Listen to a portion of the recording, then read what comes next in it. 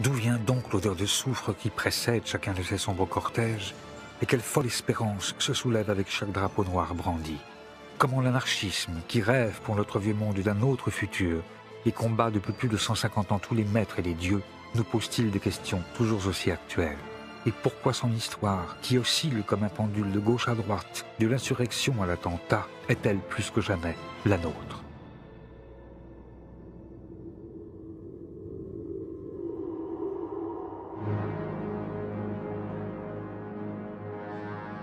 C'est à l'ombre des cheminées des premiers bagnes industriels, dans le cœur encore populaire des cités modernes, au pied des vieux palais changés en nouvelles places financières, que tout a commencé. Nous sommes au début du 19e siècle et on assiste partout à l'avènement d'un système économique nouveau. Le capitalisme fait ses premiers pas. Il impose son modèle de pensée, crée ses grandes industries et bouleverse les paysages. Mais les illusions nées de la première révolution industrielle se dissipent déjà pour laisser apparaître une réalité beaucoup plus crue et plus sombre. Quel est le grand problème du 19e siècle? C'est ce qu'on a appelé, d'un terme très simple, la question sociale. La société se développe, on invente le chemin de fer, on invente d'abord la machine à vapeur, le chemin de fer, le bateau à vapeur, les métiers à tisser. D'une certaine manière, on voit que la société progresse considérablement, l'hygiène, la médecine, tout ce qui va avec. Et en même temps, la misère n'a jamais été aussi effroyable par ceux qui précisément travaillent dans les fabriques, dans les manufactures, dans ce qu'on appellera plus tard les usines. La plupart des penseurs, qu'ils s'appellent Saint-Simon, qu'ils s'appellent Fourier, qu'ils s'appellent Proudhon, qu'ils s'appellent Marx ou Cabet ou Owen, on peut aligner tous les noms que l'on veut, tous se posent la question comment résoudre la contradiction. On ne peut pas comprendre la naissance de l'anarchisme si l'on ne se souvient pas de la vie de peine et de misère que mène en ce temps le prolétaire, celui qui ne possède rien que sa force de travail. Les ouvriers n'ont jamais été aussi pauvres, les ouvriers n'ont jamais autant travaillé, les ouvriers n'ont jamais aussi peu profité de l'extraordinaire banquet auquel participent les propriétaires des moyens de production. Quel système social va permettre de résoudre la question, c'est-à-dire de donner non seulement du travail, mais à manger suffisamment à l'ouvrier, et plus qu'à manger, pour qu'il puisse lire, pour qu'il puisse se cultiver, pour qu'il puisse participer à la société démocratique. Tout comme la bourgeoisie qui bénéficie du progrès et vit dans l'opulence a pu trouver dans le libéralisme son idéologie, c'est dans un socialisme au contour encore vague que le prolétariat voit à l'époque une réponse possible à ses problèmes. Mais pour apporter une réelle solution aux injustices, le socialisme doit surmonter une autre contradiction, presque philosophique, celle-là. Le problème des problèmes en philosophie politique depuis le libéralisme classique, c'est la conjugaison de la liberté puis de l'égalité. Comment assurer le plus grand éventail possible de liberté compatible avec le fait que tout le monde ait le même éventail de liberté, avec la plus grande égalité possible, dans la mesure où, sans égalité, la liberté demeure incomplète et il faut concilier ces idéaux de liberté et d'égalité. Un anarchiste américain disait « Pleine liberté sans l'égalité, c'est la jungle. Pleine égalité sans la liberté, c'est la prison. » Et on ne veut ni de la jungle ni de la prison. Cette tentative de concilier, et c'est pas facile, mais le maximum de liberté avec le maximum d'égalité, cette aspiration double à la fois à l'égalité et à la liberté, je pense que c'est une des valeurs fondamentales de l'anarchisme. Jusqu'à la moitié du 19e siècle encore, le terme d'anarchisme, dont la racine grecque anarche signifie absence du pouvoir, est un terme négatif utilisé pour désigner le désordre et le chaos, et il sert alors le plus souvent à dénoncer les fauteurs de troubles. Mais même si l'anarchisme avait pu avoir des précurseurs comme Diogène de Sinope, Thomas Müntzer, Mary Wollstonecraft, Ando Shoeki, comme le libre penseur Sade ou Théophile Leviau, les utopistes comme Godwin, Owen ou Fourier, des révolutionnaires enragés comme Gracchus Babeuf ou Sylvain Maréchal et des contemporains comme Stirner, en décidant de reprendre le terme à son compte, c'est Pierre-Joseph Proudhon qui s'en sert alors pour définir une position politique révolutionnaire et charger soudain l'anarchisme d'une valeur positive.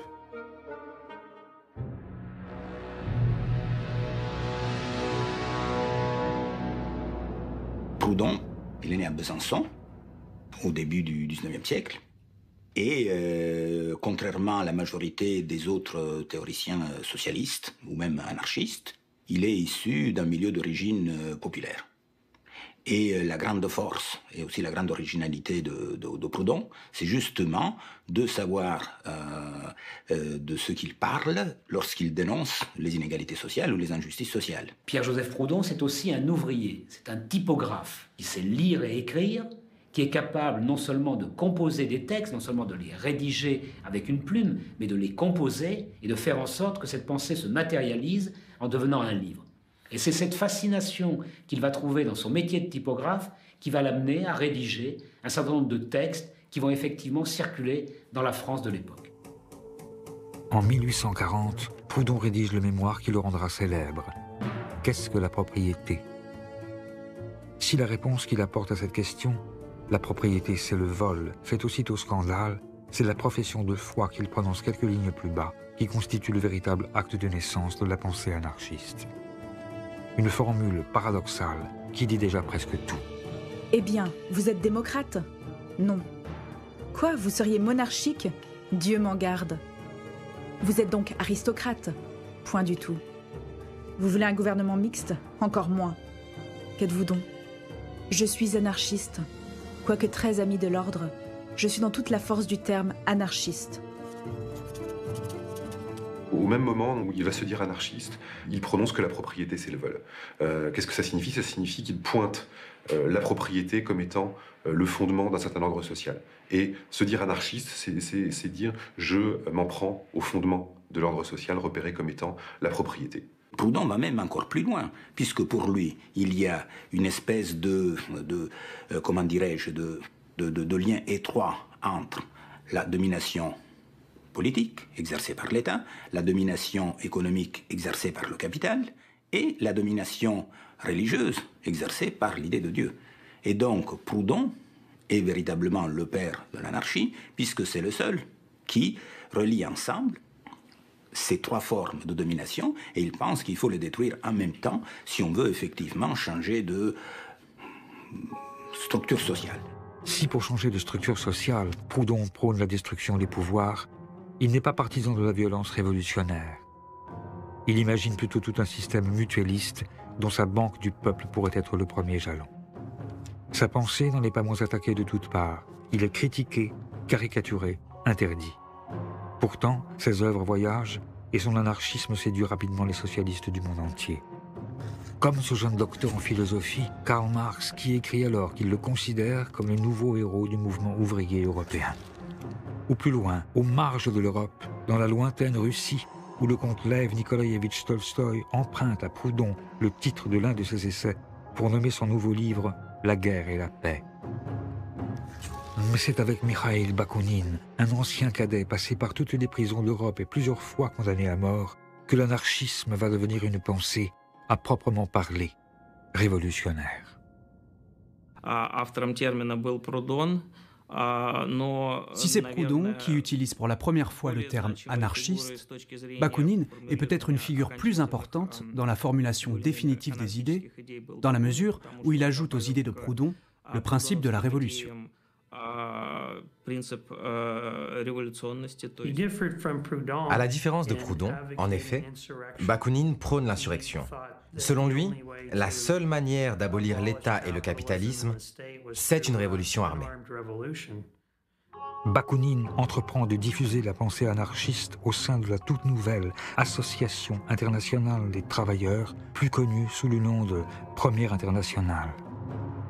Cette association, créée en 1864 à Londres, qui affirme que l'émancipation des travailleurs doit être l'œuvre des travailleurs eux-mêmes et qui rassemble à ses débuts plus de 2000 ouvriers, brosseurs, terrassiers, doreurs, charpentiers, menuisiers venus du monde entier, apparaît en effet aux yeux du révolutionnaire russe comme la plateforme idéale pour parachever le projet anarchiste et le faire connaître au monde.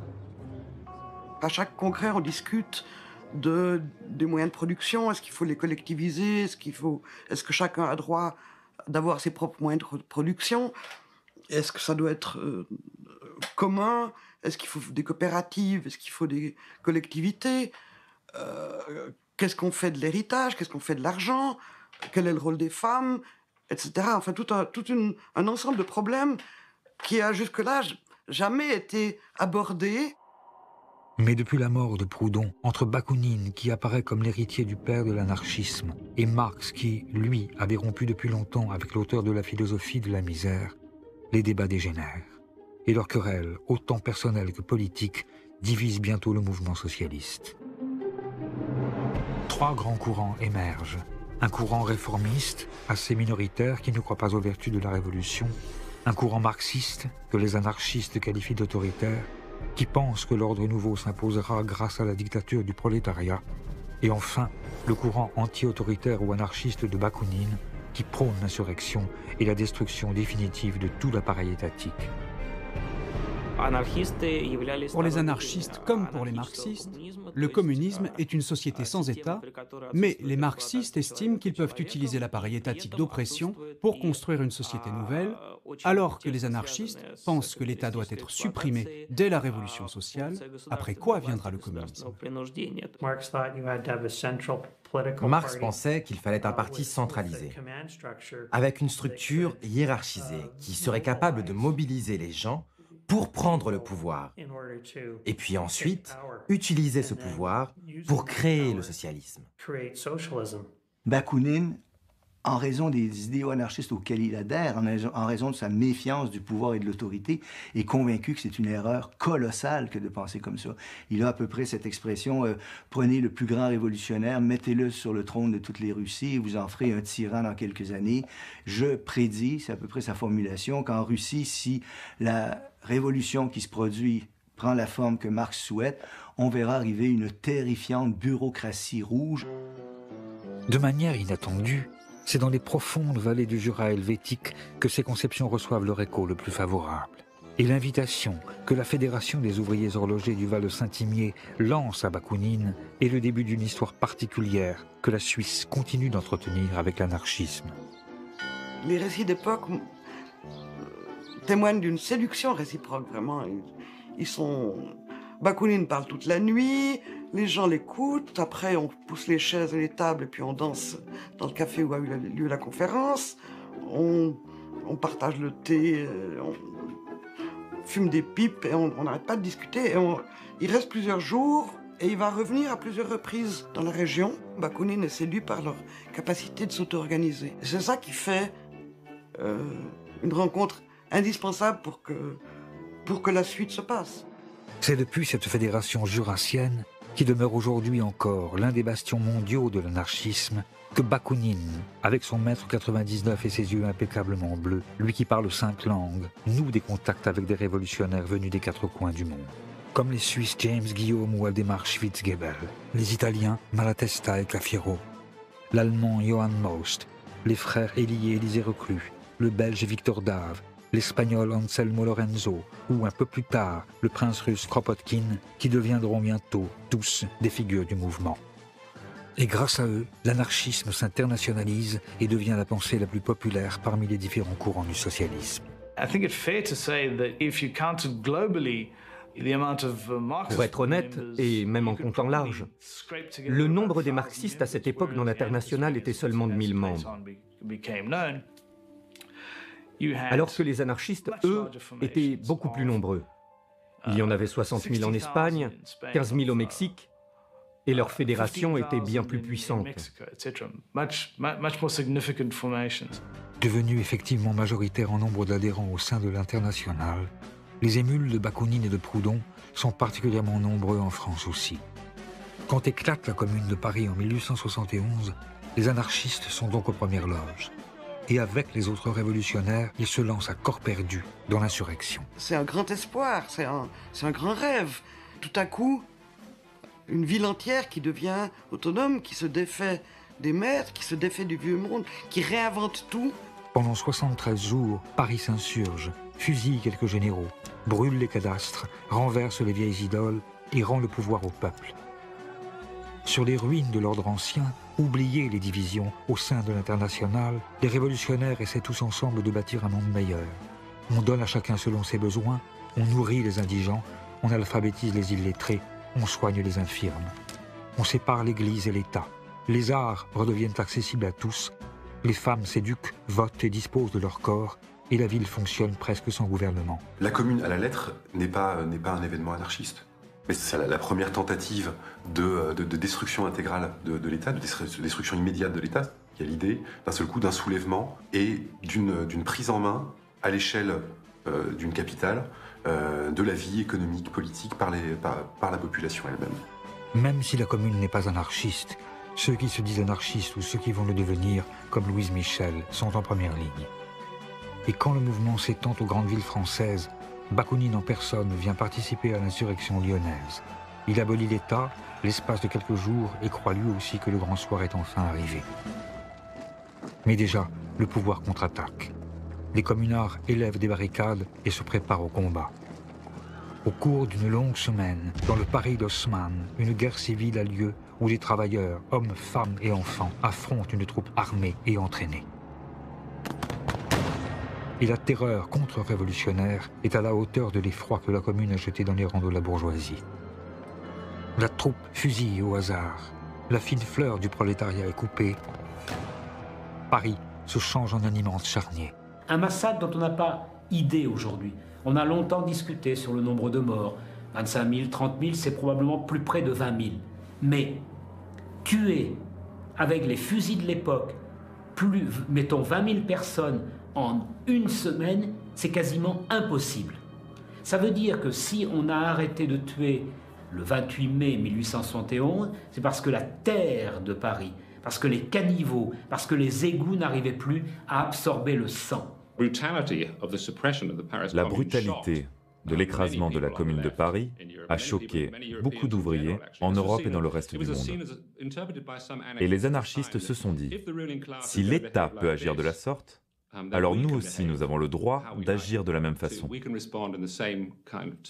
Ils se sont dit qu'il ne pouvait pas y avoir de changement pacifique. Parce que si on agit de manière pacifique, on est massacré, comme ont été massacrés les communards. Si vous êtes pacifiste, on vous exécute. Une part de la relève anarchiste est assassinée au cours de la semaine sanglante. Une autre est condamnée à la déportation dans les bagnes calédoniens. Les rares qui échappent à la mort et au châtiment de l'État connaissent l'exil et la misère. Les marxistes profitent de leur diminution pour achever de les exclure de l'international. Mais l'anarchisme survit. Traqué, grimé, Bakounine parvient à s'enfuir. Il rassemble ses dernières forces en Suisse, à Saint-Imier, dans sa forteresse jurassienne, pour y sceller un pacte qui marquera officiellement la naissance de son mouvement. À ce moment-là, ils sont une quinzaine, 12 jeunes gens qui ont entre 20 et 30 ans, qui viennent d'Espagne, d'Italie, de Suisse, et il y en a 3 qui sont un peu plus vieux qu'eux. Il y a Bakounine, un Espagnol et Gustave le Français, un communard. Et il crée une nouvelle organisation. Les historiens ne la mettent pas dans la liste des internationales. Enfin, c'est une nouvelle organisation. Hein. La dénomination qui lui est donnée et qui sera reprise à l'époque a le mérite d'une grande clarté. C'est l'international anti-autoritaire. Qui adopte toute une série de dispositions dans lesquelles on affirme clairement que le premier des devoirs de l'Association internationale des travailleurs, c'était la destruction de tout pouvoir politique. C'est-à-dire qu'à ce moment-là, clairement, il y a pour la première fois une création d'une organisation qui se fixe explicitement des objectifs anarchistes. À Saint-Imier, en signant un pacte d'amitié, de solidarité et de défense mutuelle, les anarchistes prennent leur indépendance. Ils se dotent d'une charte, d'une organisation et d'un programme. Horizontalité dans l'organisation et anti-autoritarisme, radicalité révolutionnaire et internationalisme, athéisme, liberté de parole et de pensée, égalité de tous et refus du jeu des partis, tous les aspects de la pensée libertaire sont rassemblés ici pour la première fois. Les anarchistes y inventent même une nouvelle arme dont l'emploi généralisé aurait la capacité de détruire tout pouvoir politique et de précipiter la révolution. L'instrument, le moyen de la révolution, c'est la grève générale. C'est un terme nouveau qui naît là, avec Saint-Imier. Alors ça n'est pas encore le syndicalisme, ça n'est pas encore moins en termes comme concept, hein, l'anarcho-syndicalisme, mais tout y est là, tout est en place. Le but, c'est pas d'exister ou de se perpétuer, c'est d'aller à une révolution.